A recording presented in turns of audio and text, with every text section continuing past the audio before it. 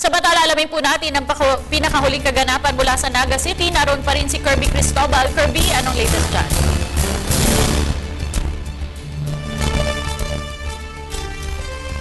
Kati, maranay na udto sa inyo dyan sa Maynila. Sa ngayon, Kati, muli na namang sinuspinde ng canvassers itong bilangan ng boto dito mismo yan sa sangguniang panlalawigan ng Camarines Sur. Ang dahilan, Kati, wala pa rin pumapasok na mga election of returns mula sa mga munisipyo ng nasabing lalawigan. As of 6 p.m. kanina o bago mag alas 6 ng gabi kanina, Kati, ay talagang tinuluyan ng isara muna o suspindihin muna ng Provincial Board of Canvassers itong bilangan sa nasabing lalawigan dahil sa 12 munisipyo pa lamang yung natitira na lamang na bilangin. So, out of 37, Kati, 12 pa yung natitira. Dalawa rito yung syudad ng Iriga at maging yung Naga City. 10 pa sa mga ito yung munisipyo. Kati, narito naman yung pinakahuli at partial unofficial count of votes mula sa mga kandidato dito sa nasabing lalawigan. Unahin natin yung gubernatorial race. Nangunguna pa rin itong si Governor Migs Villapuerte na nakaroon o nakakuha ng 190,000 votes kumpara dun sa kanyang lolo na si Luis Villapuerte na nakakuha lamang ng 148,000 votes. Ito namang si Joel Cadiz ng pambato ng Liberal Party ay nakakuha ng 103,000 votes lamang. Samantala sa Vice Governor naman nakuha na ni Ato Peña yung malaking kalamangan kontra dun sa kanyang kalaban na si Gil Basmayor. Nakuha nitong si Vice Governor Ato Peña yung 235,000 votes kontra dun sa kanyang kalaban na meron lamang 137,000 votes. Sa unang distrito naman, para sa pagkakongreso o pagkakongresista sa nasabing lalawigan, nakuha naman ni Andaya Rolando yung pinakamataas na boto.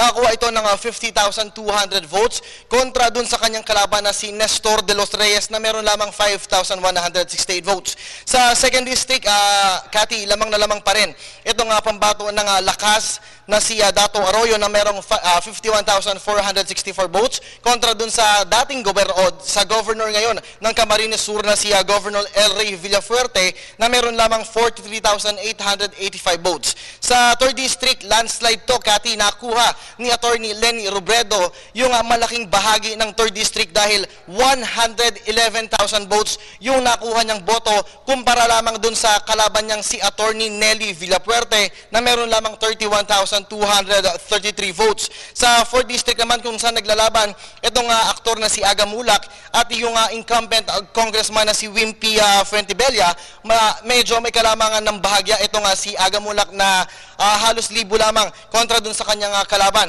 51,731,000 votes yung nakuha nitong si Aga, samantalang si Wimpy Fuentebella naman ay 48,804. Sa 5th District naman, isasabay ko na, Kati, itong si Sal Portuno na pambato ng Liberal Party, nakakuha ito ng 67,466 votes kontra doon sa kanyang kalaban na si Felix Alfelor na meron lamang 37,000 votes. Sa 1st District naman, sa pagka-board member nung nasabing lalawigan, nangunguna pa rin itong si Warren Senyar na merong 31,227 votes laban kay Carlo Batalio na meron lamang 17,099 votes. Sa 2nd District, nangunguna pa rin si Mulo Hernandez kontra kay Boboy Nopra na merong 46,940 votes. Sa 3rd District, tatlo yung naglalaban dito. Dikit-dikit ito, Kati. Nangunguna dyan si Julia Son na meron lamang 36,524 kontra kay Angel Naval na merong 35,869 votes. Si Ower Andal naman nakakuha ng 34,686 votes. Sa 4th District, Kati, may kalamangan ng bahagya itong pambato ng Liberal Party na si Amador Simando na nakakuha ng 35,030 votes at laban ito kay Hilmara Pacamara na meron lamang 34,475 votes. At yung pinakahuli, Kati, ito yung huling natapos na canvassing kanina dito sa canvassing area ng Camarines Sur. Si Fabio Figuracion nakakuha ng 47,247 votes kontra dun sa kanyang kalaban ito Junior na nakuha ng 44,724. Bukas, Kati, inaasahan na magtutuloy yung sesyon dito sa may canvassing area ng alas 9 ng umaga. At ayon na sa nakausap natin na si Fiscal Richard Koo ay babalik itong matatapos na yung canvassing area at narito po yung kanyang panayam sa amin sa kanya. Panoorin po natin. Reason bakit po nag-recess po yung session po ng ating pong bilangan po ng ay yung mga natin, supposed to be electronically transmitted yung mga results ang galing ng munisipyo. Wala na tayong na-receive sa ngayon. So, baka kasi hanggang mamayang gabi wala pa namang darating yan. So, minabutan na namin na i-recess na para Sir, bukas na. kahapon po ganun din yung nangyari. Talagang hindi ko sila makapag-transmit. Ano po ba yung pwede pong alternative na reason na pwede pong gawin para po ma-transmit natin yung mga COC po dito? Sa tingin ko, it's supposed to be the problem ng Municipal Board of Cabasasyon. Kasi ang duty lang naman ng Tibok, hintayin namin yung transmittal nila. Sir, ilang COC po yung hindi po natatanggap po ng Tibok? We have already canvassed about 25 municipalities. Bukas, 2 cities at saka municipalities pa. So may 12 So po. 12 pa. So right after po ng kailangan pa po ba natin antayin po yung total number po ng yung COCs po bago po tayo magkaroon ng mga proclamations with the candidates? Oo, importante yun. Makuha muna namin. So right after po na makuha natin, tsaka lang po tayo magpaproclaim ng mga candidates po. Right after tomorrow na po yan.